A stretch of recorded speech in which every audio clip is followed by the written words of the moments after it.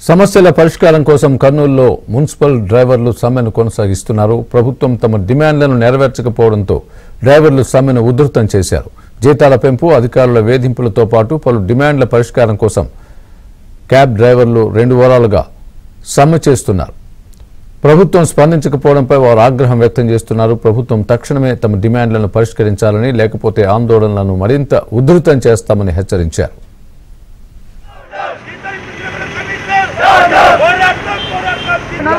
జీతాలు ఇప్పించాలని కమిషనర్ 12 నెలలుగా పెండింగ్ ఉన్న జీతాలు ఇప్పించాలని కమిషనర్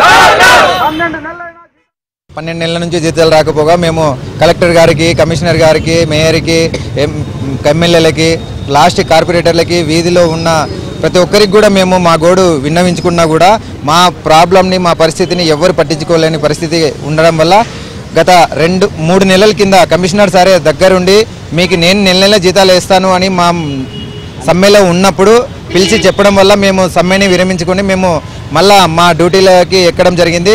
తర్వాత 2 నెలల నుంచి మేము మాకు జీతాలు ఇవ్వండి అంటే కూడా కమిషనర్ సార్ ఎటువంటి స్పందన లేని విధంగా మేము మళ్ళీ సమ్మెలో దిగడం జరిగింది. మా జీతాలు మాకు నెల వచ్చేంత వరకు, మా పెండింగ్ శాలరీలు పడేంత వరకు మేము సమ్మెని విరమించబోమని మేము ఈ క్లబ్ ఆటో యూనియన్గా మేము చెప్తున్నాం.